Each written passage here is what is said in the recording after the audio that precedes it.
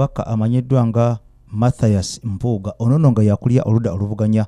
gavumenti mu parliament avuddeyo n'akawaŋŋamula era ono alabise nga mukwano gwange ampuliriza munyiivu nnyo era nga takwataganye ne Oweekitiibwa nnyo Robert Kyagulanyi Ssentamu mu nkola eyasaliddwawo ekibiina ekyokubeera nga munnange bateeka ekkomo ku bisanja munnange ebyokubeera nga weesimbawo omuntu yenna ali ku kaadi eya National Unity Platform alina kubeera nga yeesimbawo okumala ebisanja bibiri byokka mukwano gwange ampuliriza obanga MP obanga Mayor obanga LC5 oba President yenna ali ku kaadi eya National Unity Platform mukwano gwange alina okubeera nga yeesimbawo ebisanja bibiri olwo bw'oba bimaze munnange nga todda.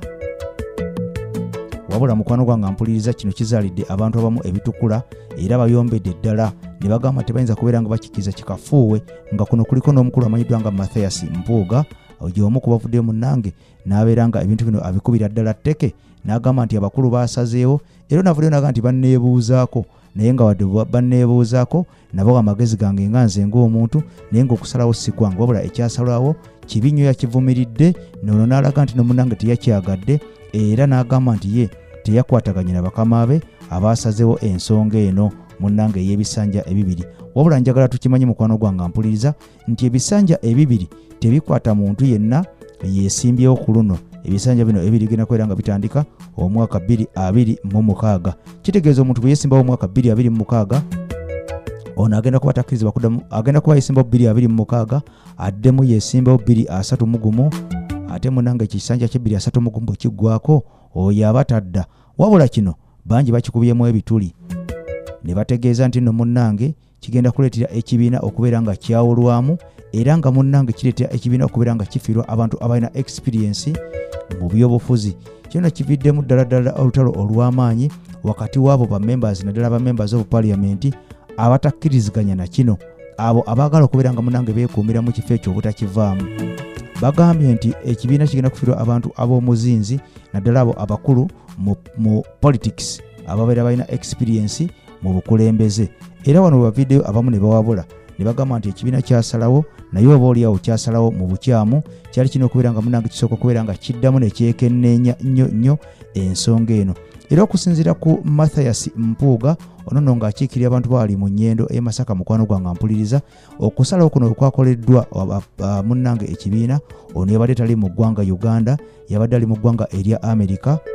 ng'agenza okubako emirimu gyakola emitongole mukwano gwange ampuliriza egiyamba eggwanga oba oliawo kale no okusalawo kuno okubeera nga ekibiina kigenda kubeera nga kitwala ebisanja bibiri ku mutendera gwonna ogwa buli memba eyeesimbawo wabula ate bamembers abamu mukwano gwange ampuliriza bakiwagidde ne sekuwagira yenna ne bagamba nti kituufu nnyo omuntu olina okubeera nga oweesimbawo n'oweereza ekisanja ekisooka n'oweereza ekisanja ekyokubiri kale no munnange n'obeera example era bano bagamba nti okubeera nga bataddewo ebisanja bino bibiri ekkomo ku bisanja kigenda kubeera nga kiwa example n'abantu abalala oba oliawo abeewaŋŋamya mu buyinza abeeremeza mu buyinza ne balaalira mu ntebe munnange bawoleza entebe ewooma kigenda kubeera nga kibawa ekyokulabirako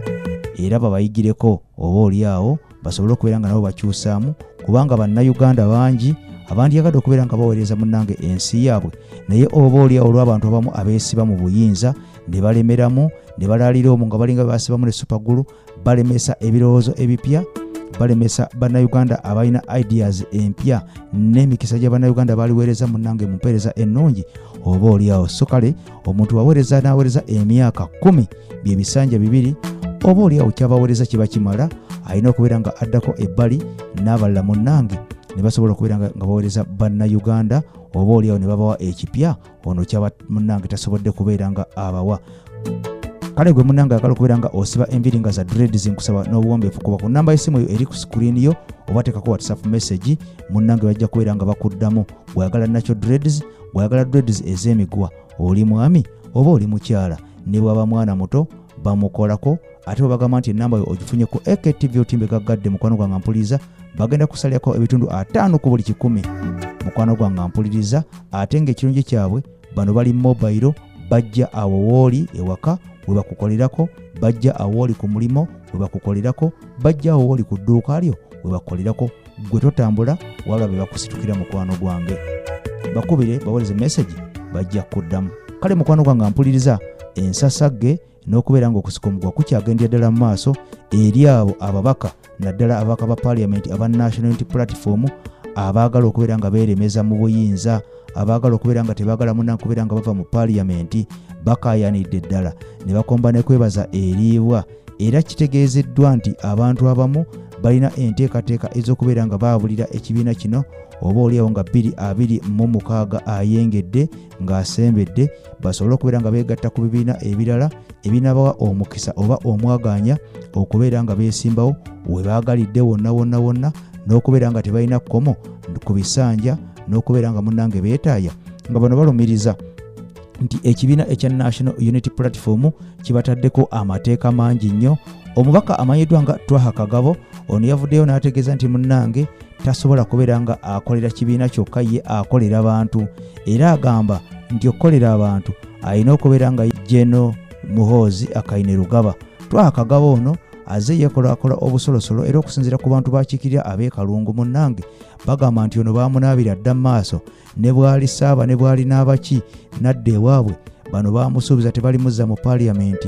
kubanga bano balumiriza nti bye baamutuma byonna yabivaako dda akola bibye ng'omuntu ate nga ne mu constituency ye bw'agendayo munnange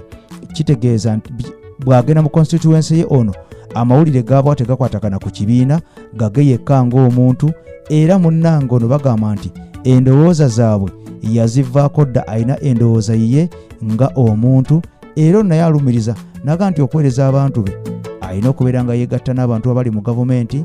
asobole okubeera nga asakira abantu be era ng'onayongerako n'alumiza nti ekibiina kye ekya National Unity Platform tekirina ssente zimala kubeera nga munnange basi zisobola okubeera nga zimubeezaawo n'okubeera nga ziyamba abantu be mu constituency ye. Era ono agamba nti ekimutwala ewa General Muhoozi kwe kubeera nga asakira abantu be n'okubeera nga munnange abafunira embeera ennungi so si kubeera nga azinze buzinzi mukono n'okwesiba ku kibiina nga omwana omuto owa primary gwe bagamba nti kola kino kola kiri naye nakola ekyo. Kale mukwano gwange mpuliriza embeera bwetyo bwekyafaananye waliri mu National Unity Platform ng'okusika omugwa kukyagendera ddala mu maaso ababaka abamu balumiza nti ekyakoleddwa kituufu nnyo era kyasaliddwawo mu mutima mulungi olw'obulungi bw'ekibiina wabula ate ng'abamu bagamba nti ekyasaliddwawo tekyandibadde kibi naye kigenda kuleka nga kiyuzaayuzizza ekibiina olw'okuba kigenda kubeera nga kijjawo abakulu abo abandibadde ne experience mu kibiina kubanga buli luvannyuma lwa myaka 10 bagenda kubeera nga beeyera bavaawo ate olwo baleete emiti emito egitena experience yadde mu politics olwo ekibiina kibeere nga munnange tekiriimu mpagi nkadde okubeera nga kiggumira. Bino byonna byayogeddwa ababaka bangi nga kuliko n'omubaka amanyiddwa nga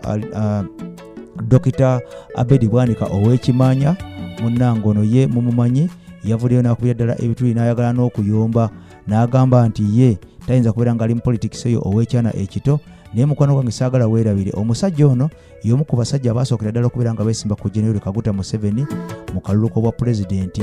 omulundi ogutali gumu emirundi egitali ebiri naye nga mukwano gwange ampuliriza ono omusajja nga yasemba nga buli yeesimbawo yasemba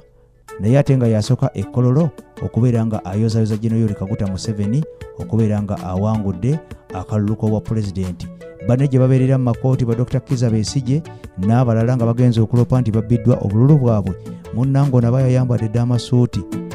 era nga yagenze dda ekkololo okubeera nga ayozaayoza n'okubeera nga akulisa General Kaguta Museveni okubeera nga abawangudde mu kalulu munnange era kigambibwa nti ono enteekateeka ze munnange mu National Unity Platform yandibanga azingako omwaka ogwa 2026 ono kaadi tagenda kubeera nga agifuna era kigambibwa nti ono ayinza n'obutadda mu parliament kyova olaba nga enkola ye ya kiboggwe nnyo abantu be yabavaako dda era n'ebyamutumwa ono yabivaako dda akola bibye mukwano gwange mpuliriza. Kale Mukama Katonda agenda kubeera nga abankuumira mikwano gwange mwebale nnyo balida kubeera nga mutambula ne AKTV otimbe gaggadde nange AK Master nanyini galubindi okubeera nga mbayambako nange nga munyambako okubeera nga tufuna amawulire ffenna agayamba eggwanga lyaffe. I sign out for now tukwalagane mwaka ddako Mukama Katonda abakuume mubere bulungi mweraba.